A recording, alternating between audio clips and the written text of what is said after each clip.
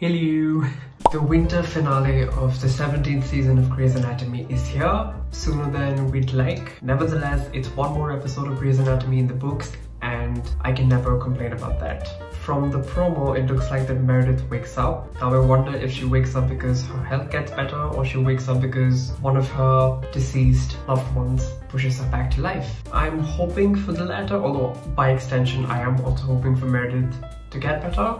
So without any further ado, let's see what happens in this new episode. Immune cells start attacking healthy tissue. They flood the lungs, clot the blood, cause vessels to leak, and shut down organs. Bailey's mother, still not over it, still not over her death. Oh, she's gonna wake up now. Happy to be back at the beach. She's gonna wake up. There we go. Okay, better lung sounds than yesterday, and your inflammatory markers are decreasing. Just the sound of her laughing is the best sound in the world. Meredith laughing / Ellen Pompeo laughing, it's music to my ears. Some animal kidnapped them and locked them up in his house. It was the only way they could get out. Oh yeah, I remember in the promo, Owen said something about somebody kidnapping kids in a pandemic. What is wrong with people? Even fictional ones. We weaned her off of high flow O2. Her PaO2 was 88. She even laughed. She's awake! Maggie, I empathize with you and your happiness. We love Meredith. We don't want anything happening to her. Even though literally every possible worst thing happens to her. But we know she survives. She's always okay at the end. It's just been so dark around here. I hear you. But you're still shining on my end. Wow. That was romantic. I'm so happy about Meredith. Truly. Well then you're a keeper. I approve. Oh, damn it. Oh, well, it doesn't have to be now. I'm sure that you are dying to go home. Should you say that? Should you say that he's dying to go home? No one's leaving here tonight. Why? Know any good jokes? Me neither.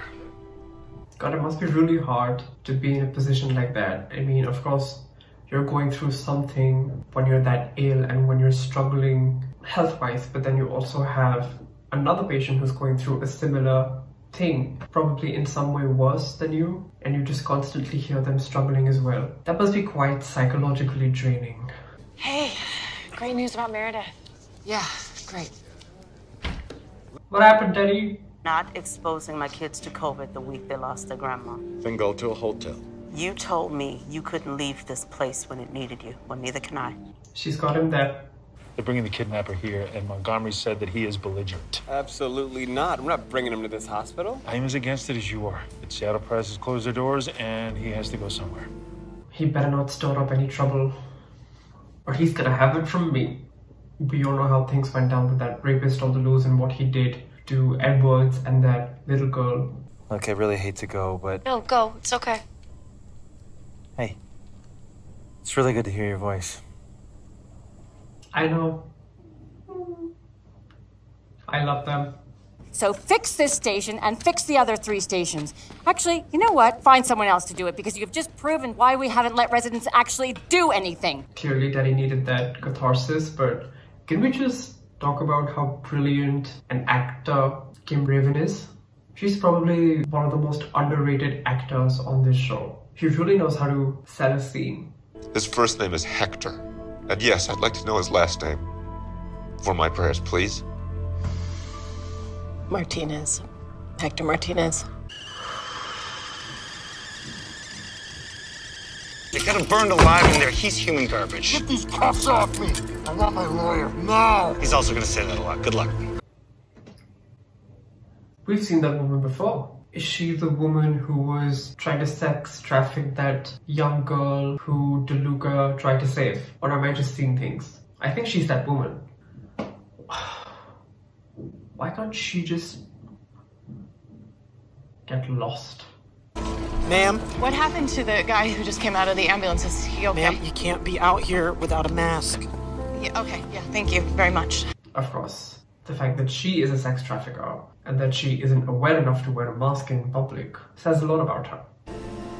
Come on, follow me. I'll get you checked out. No, that's gonna get her close to those girls. Your life will be spent behind bars. And your soul? There is nothing anyone can do to save that. You're the devil's barbecue, Bob, so get used to the smell of burning flesh. Whoa. That was quite a line. Okay, Grey's Anatomy writers, you know what you're doing. Doesn't look like you sustained any serious injuries from your fall. Because she's faking it. You know how many rules you're breaking right now? I really just wanted to be in a room where no one was dying. Oh. I won't tell if you don't.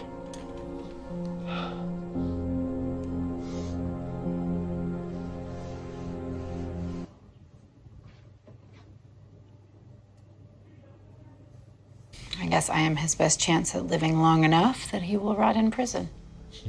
But then I feel like he's not the bad guy. DeLuca, can you get Mr. Franklin settled? Is that the room her mother died in?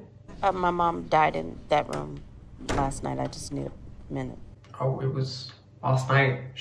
So we're really picking up after that. We're picking like 24 hours after that. You're a world-class surgeon and an even better boss. So please, don't mistake this as disrespect when I say, go away. At the very least, go to your office and scream, break something, I don't know. Yeah, I get that. As much as they need her leadership, she's also human at the end of the day, and she's allowed to take a minute to grieve her mom. Just take more than a minute. Because yes, even superhumans need more than a minute to grieve the loss of the person that made them who they are. Exactly. It's the fact, huh? Yes, neurosurgeons are the best lovers of all the surgeons. It's the attention to the smallest of details. Is he talking about his sexual abilities again? Tom, grow out of it. You blew up your life and profoundly hurt and humiliated the man that you love. You need to take inventory. Name your demons. Clean up your messes. Wait, I want to process that first. Dr. Weber has always had a way with words. Dr. DeLuca, can you take a look at this? That is my knee! Arrest this woman for child trafficking! Security, detain her! You can't hide forever. Shonda Rhimes will get you. Used to be so angry at God for taking David away, but now I think it's kind of like a blessing.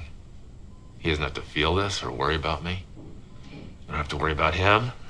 I think about there too. The only death I've ever experienced in my life as a pet, apart from Grey's Anatomy characters, is of my grandmother. She died in January of 2019. And then of course the pandemic began in the beginning of 2020. So I'm kind of relieved that she passed away before this hell of a pandemic began, because if something were to happen to her, even if something non-COVID related were to happen to her and she had to go to the hospital, that would just put her at immense risk, and I can't imagine losing her and not being able to say goodbye to her. So I'm relieved about the fact that when she passed away, we were able to say goodbye. Just puts things into perspective. Okay, arrest me, officer. No, I've been a terrible, terrible patient.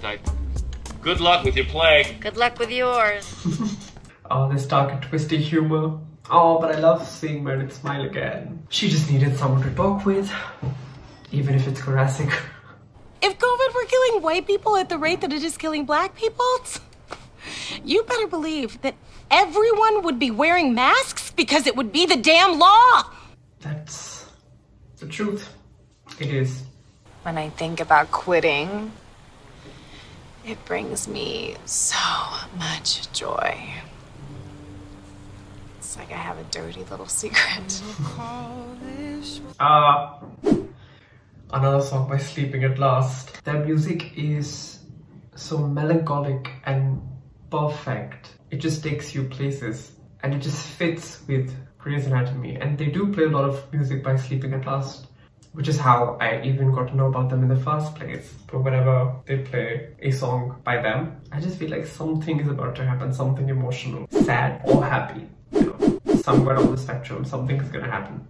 Oh, do you mind if I knock off? I have to take my meds and get some sleep. What? She's proud of him. Guess I'm just lucky I was surrounded by people that didn't give up on me. Night, Chief.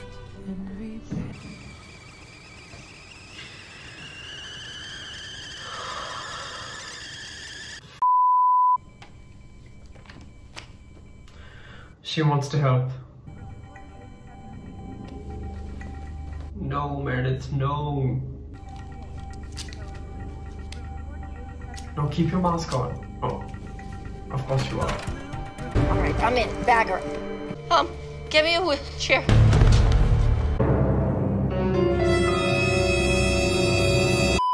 Allison. Allison's fine. I talked to Mom this morning. She said good. No, Owen, not our Allison, my Allison. We weren't just best friends. I remember. We were so deeply in love. Yeah, for a minute I forgot that Daddy is bisexual or pansexual. Just that she's queer. I fear this will hurt us in a way we can't even begin to understand.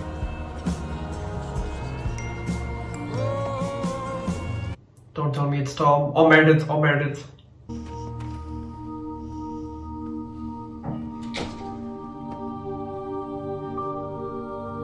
Oh, hell. Are you real? I told you the long distance thing wasn't working for me. Oh, they're gonna hug each other.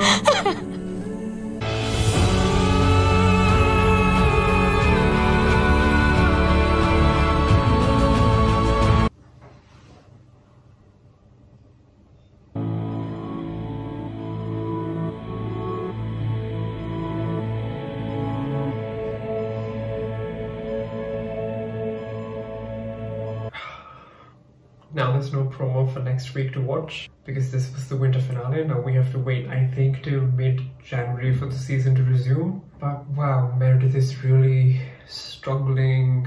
They still have a good chunk of the season to go.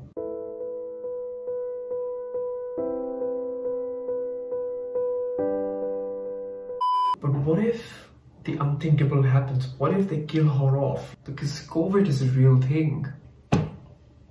I don't know. Anyway, thank you for watching and thank you for crying with me if you did, because there were quite a few emotional moments in this episode. And I will hopefully see you with the next Grey's Anatomy reaction video in the new year. Bye!